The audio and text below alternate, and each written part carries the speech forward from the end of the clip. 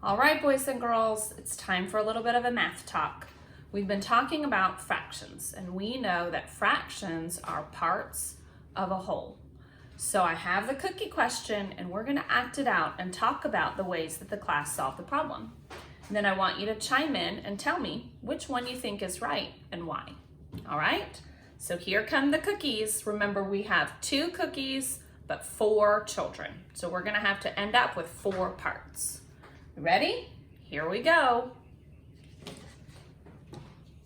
All right, so there's 4 Riley children, and they each need a fraction of the cookie. And so one way that our class chose to solve the problem was to show that we could divide each cookie like this. And that would give 1, 2, 3, 4 pieces. That. But these pieces are not called fourths. Each of these is one of 2 parts of a cookie, which makes it a half. So that would give each kid a piece. The other way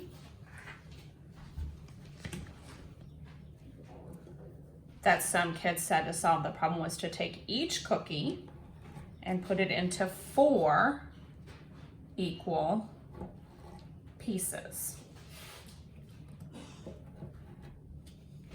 4 equal pieces. That. Pretty even, pretty equal. And so that would mean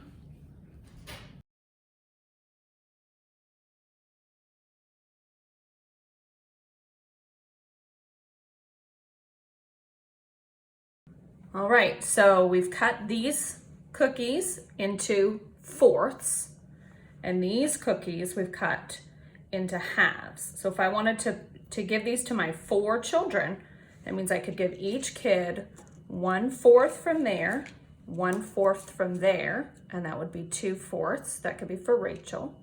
They could get 1/4 from there, and 1/4 from there, and then 1/4, and 1/4, 1/4, and 1/4, and that would be their 4 piles of cookies.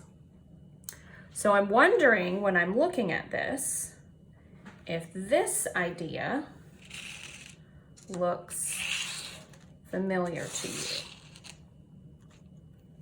Does that look like something that you saw? And do you have new thinking about that idea now? How could you describe this cookie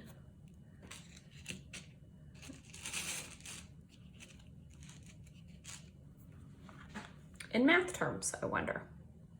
I can't wait to hear your thinking about what does this mean and why is this important? And which way is the right way to slice the cookies? Talk to you later, boys and girls.